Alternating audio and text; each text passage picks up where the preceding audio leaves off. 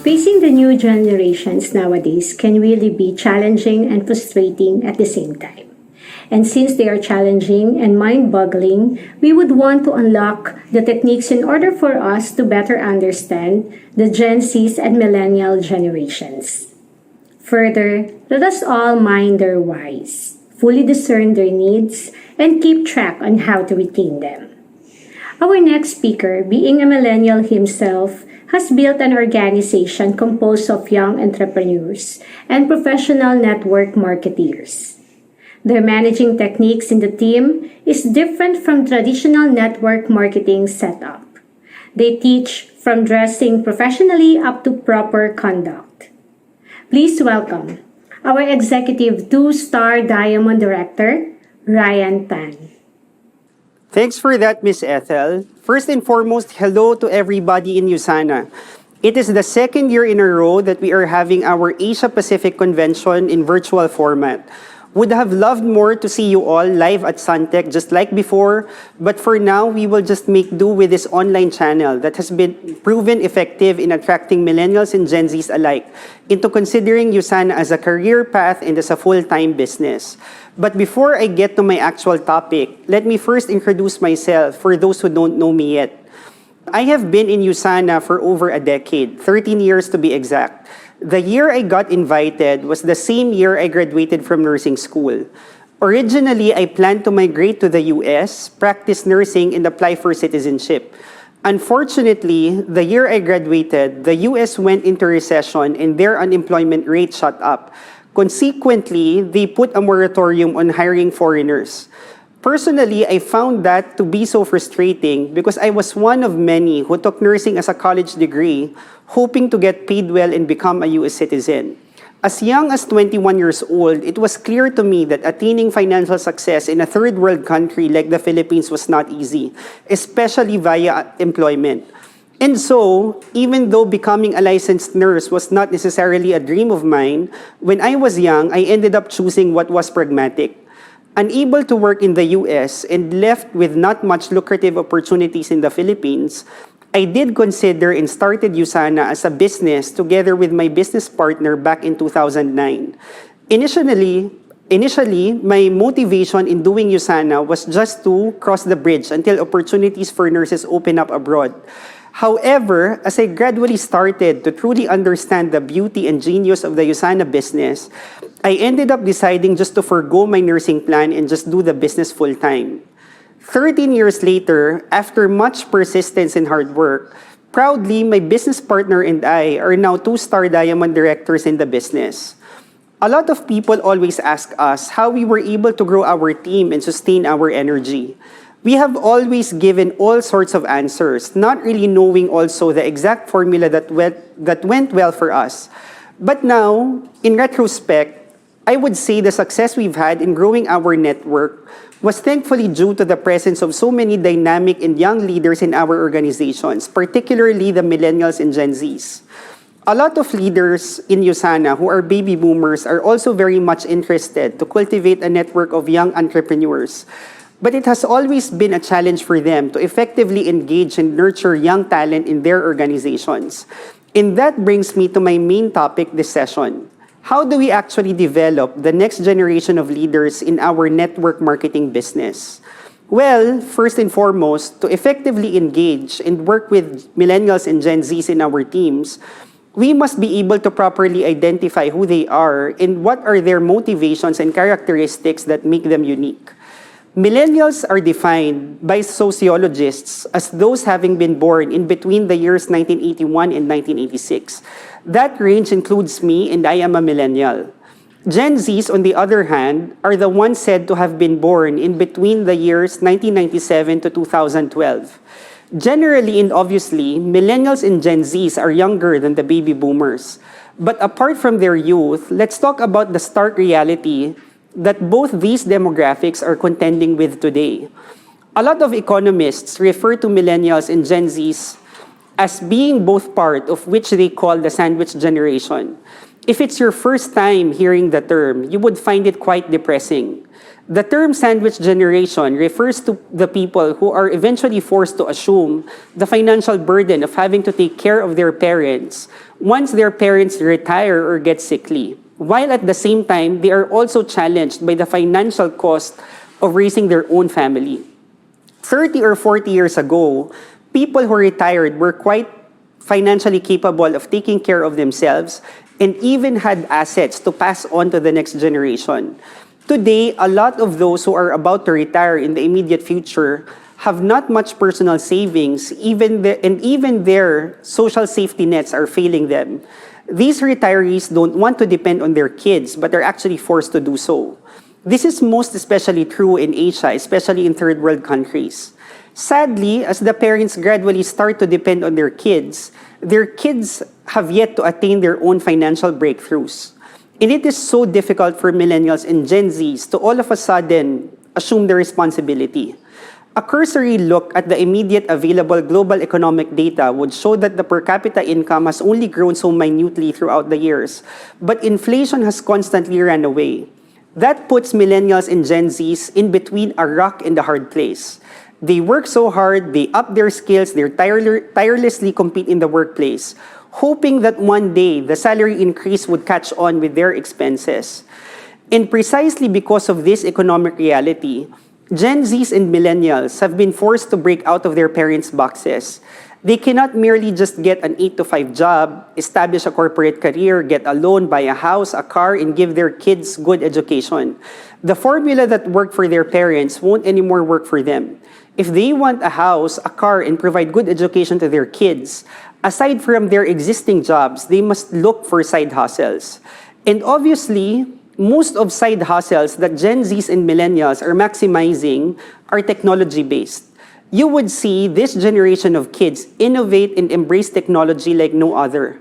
Technology has created lots of economic opportunities for both millennials and Gen Zs, and they are both simply hungry for these opportunities. A lot of baby boomers tend to see millennials and Gen Zs to be impatient, fickle-minded, compared to their steady, stick-to-one-job generation. But in reality, this generation must really work so hard and not waste time on low-income opportunities. Otherwise, they will not be able to financially thrive. I'd like to share with you more insights about millennials and Gen Zs. In one of the articles by the New York Times, they did try to profile the young generation today. Specifically, how were they doing in terms of 5 key areas? First, completing a college degree. Second, emancipating from their parents. Third, financial independence. Fourth, getting married. And fifth, having kids.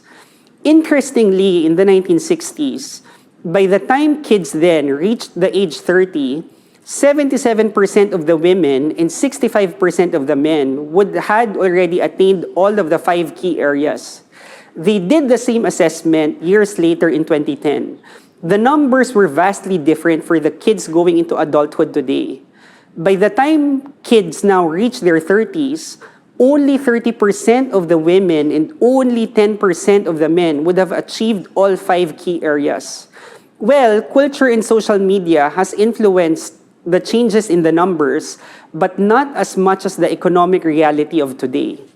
Another interesting fact about millennials and Gen Zs, in one survey shared in one of the many informative TED Talks, asked what they would love to pursue after college, most of the kids now answer, they would rather be entrepreneurs rather than pursue employment. Now that we all know the characteristics and motivations of the younger generation, why is it smart to attract and engage and nurture them in our teams? First, they are very, very, very, very energetic. In my experience, if you truly engage them and they really set their eyes on their goals, they don't mind doing 5 to 10 presentations a day. They simply don't run out of energy. Secondly, they don't work like robots. You train them, you give them a goal, they start working, and when they meet obstacles, they are always able to think outside the box and find creative ways and means to do the business more efficiently, and at the end, still achieve their goals. Thirdly, the young generation are so good at social media. Well, in network marketing, the general rule is, Whatever your weakness is, you compensate for by sponsoring people whose strength is that particular weakness of yours. So if you are somebody not necessarily good when it comes to social media, simply sponsor and work with millennials and Gen Zs. Fourthly, having young people in your organization provides a fresh perspective on how your business must adapt to the changing times. It also ensures that the language and themes spoken in trainings are always apt to the current times. So in short, having millennials and Gen Zs in your team always allows you to keep up with the latest trends. Lastly, and most importantly, Gen Zs and millennials are the future. If you want to ensure that your Usana business will continue to thrive, obviously, you should have a youthful bunch of leaders in your organizations. Now that we understand why having young people in our teams is extremely important, let's go to the next point. Is the Usana business something that promotes the world's best vitamin products distributed via a network marketing scheme still cool for the new generation today? The answer to that is a big yes. First, millennials and Gen Zs don't mind venturing into the unknown just so they could find that financial breakthrough.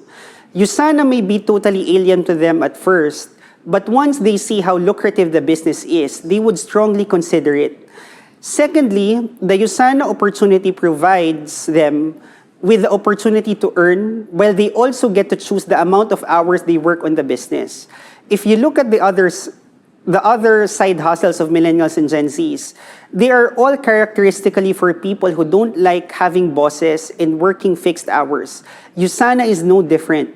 Thirdly, contrasted with the older generation, millennials and Gen Zs are generally into healthier lifestyles. They scrutinize food labels, they have the propensity to spend more on healthful grocery items, and they always work out regularly. Usana's culture of promoting optimum health is actually very, very conducive for this health-conscious generation. Next, Usana is a perfect fit for millennials and Gen Zs alike because it is a very efficient business which has invested heavily on technology. You don't have to do door-to-door selling. You don't have to do paperwork when you enroll sign-ups or place product orders. You don't have to queue at hotlines to get information from the company. Everything that you need is accessible via Usana's mobile app. We keep on saying that this generation loves technology. Well, Usana has that technology available for them the moment they get started in the business. Fifthly, Usana is something that millennials and Gen Zs would come to love because Usana is an inclusive, health-loving, and fun-loving community. The young ones are not a cliquish bunch, wanting to be left alone with an ultra-exclusive group. Rather, they want to associate themselves with a bigger group and to a bigger cause. Being part of Usana satisfies that desire of theirs.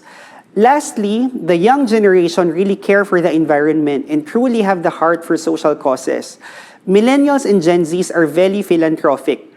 Almost all the young ones in our team are always enthusiastic to engage in the activities of the Usana True Health Foundation. It always amazes them to see that a billion-dollar company like Usana has always been a responsible partner of their communities. And it makes them even prouder to be part of the company. To attract millennials and Gen Zs, there were adjustments my team and I have made to make the business more palatable to them. What we have noticed, the young generation are able to process highly complex information so easily. So what we did was to simplify and shorten our presentation format. Very quickly, we explain why the Usana products are the very best, how the business is done, and introduce the team they would be part of in case they decide to join. All in all, we're able to do that in half an hour. It has made us more effective in convincing them to consider the business. Second is actually an old method that everybody for sure uses. If you want to attract Gen Zs, start sharing stories of Gen Zs who have already attained a fair amount of success in Usana. Same goes for millennials. It doesn't matter if you're a baby boomer presenting to a young person. Just share stories of people from the same age group. And that's already good enough to help you convince them about the business. Third, we should maximize and showcase the mobile app and the website of Usana. We always give a quick walkthrough of logging in, placing orders, checking on your teammates, and the enrollment process. It always amazes the prospect to see how the app and the website make the business so easy to do. Lastly, as millennials and Gen Zs have that desire to be part of a broader community, don't just share stories of millennials and Gen Zs, share stories also of so many people to them. It inspires them and showcases to them the diversity of the people who are actually part of the Usana community. And now that you already know about some of the adjustments that would help you attract the younger generation, let's go to the last and most important part of how we should coach and mentor millennials and Gen Zs effectively. To me, it's pretty much the same as working with any other demographic. We need to teach them about how wonderful the Usana products are and what makes them the best. We also need to make them understand how the compensation plan works and must guide them as they build their business centers.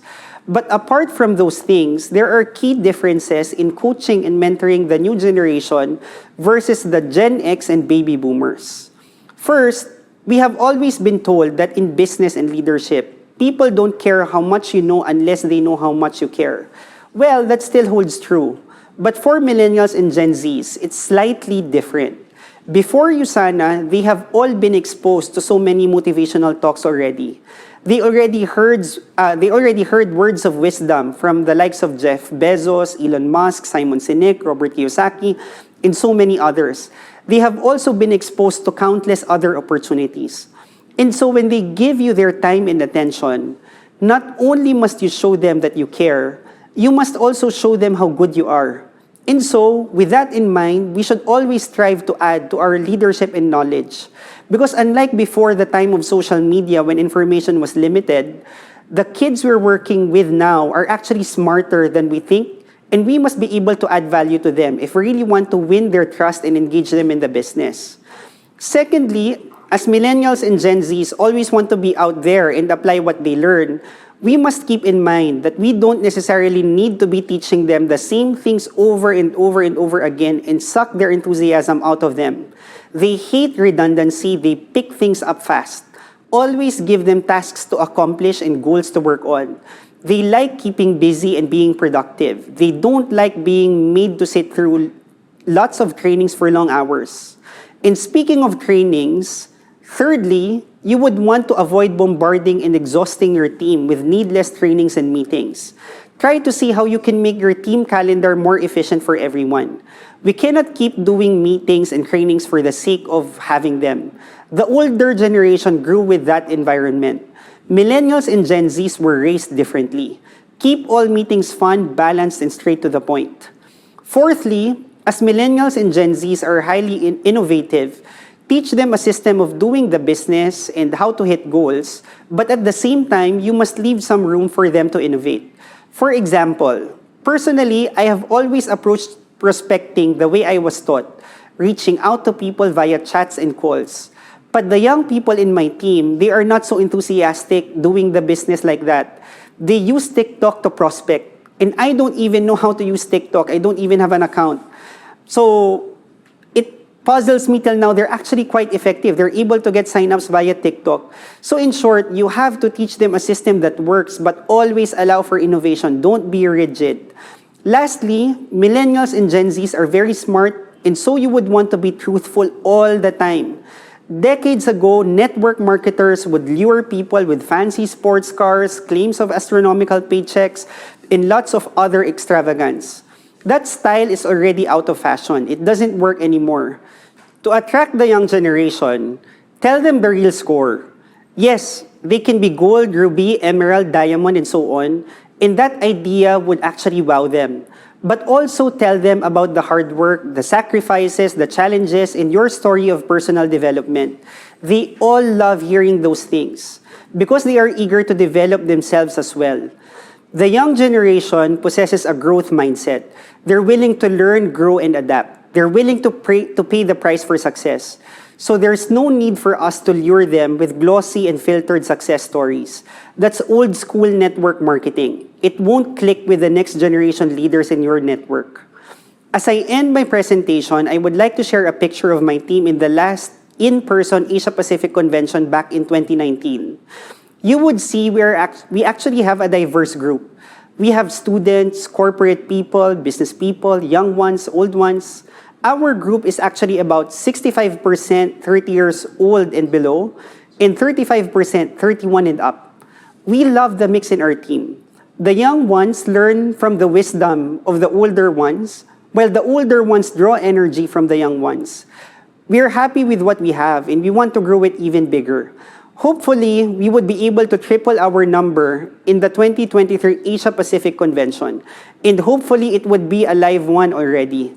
To end, as we all continue to share the vision of Dr. Wentz of making the Usana family even bigger than before, let us make a serious effort in being more effective in taking care and nurturing the young leaders in the business. Let's not only stick to what we already know. Let's always adapt and always have a youthful energy. Thanks everyone and keep safe. Thank you, Ryan. That was a very enlightening talk. Truly, the world is really evolving and so does our leaders.